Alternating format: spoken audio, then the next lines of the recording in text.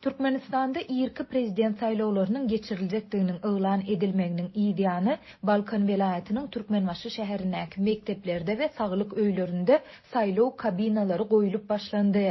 Şol bir wagtda Mary velayetinden habarçymyz Tewitde saylowyň boljakdygyny alamatlandyrýan hiç bir hereketin häzirlikçe göze ilmeýändigini habar berýär. Bu aralykda edara kärhanalaryň ýolbaşçylary hiç ýyly düşündürüş bermezden işgärleriň pasportlaryny ýygnaýarlar we 2 günden soň ýygyna gaýdyp berýärler.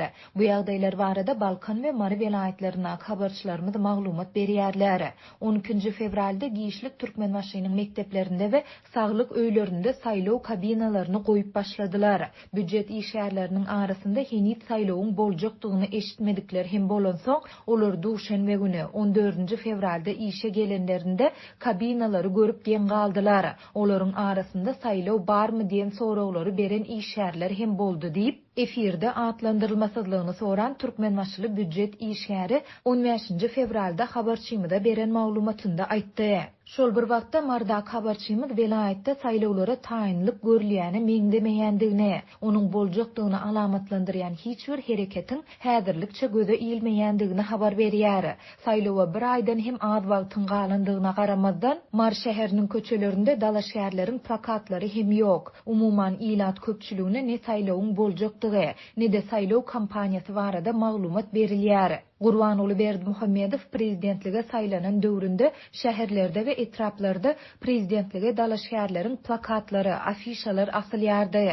Bu gedekki saýlawlaryň öň ýanynda bolsa sessizlik agdykly edýär we adamlar öz işleri bilen başagay diýip marly ýaşaýjy anonim şertde habarçymyza gurrun berdi. Şol bir wagtda habarçymyz şäheriň merkezi Mollanepes köçesiniň ugrunda polisiýa işgärleriniň sanynyň ören köpelendigini aýdýar. Onuň sözlerine görä olaryň aglabasy köçäniň ugrunda yerleşýän velayet häkimliginiň binasynyň goloýunda yerleşdirilipdir. Mundan başga da ol edara kärhanalaryň ýolbaşçylarynyň işgärleriň pasportlaryny ýygnaýandygyny we olary 2 günden soň ýygyna gaýdyp berýändigini hem habar berýär. Edara ýolbaşçylary bu çäräniň sebäpleri barada hiç ýyly düşündürüş bermeýärler. Ýöne işgärleriň emçemesi munyň sebäbini häkimetler biziň irki prezident saýlawlaryna gatnaşandygymyzy öňünden sanawa alyana meňdeýär diýip düşündirýärler. Adatlyk bu çäreler barada Mary velayet we şäher häkimliklerinden goşmaça maglumat ýa kommentari almaga synanşdy.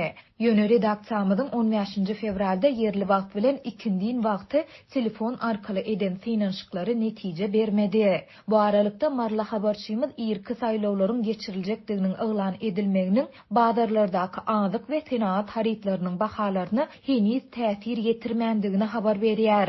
Ýöne onuň sözlerine görä köp adam saýlawyň geçiriljek wagtynyň goloýlamak bilen haritlaryň we dollaryň gara badardaky narhynyň aşaklamagyna garaşýar.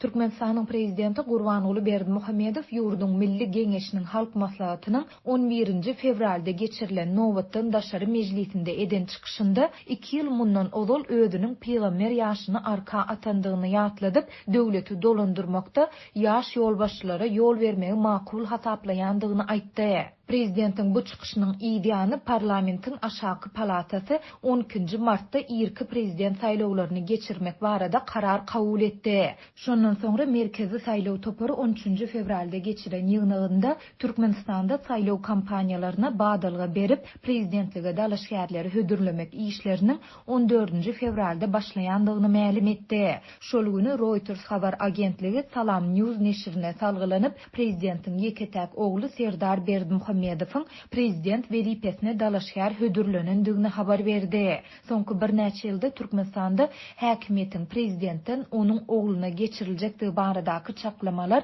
dyngysyz öňe sürildi.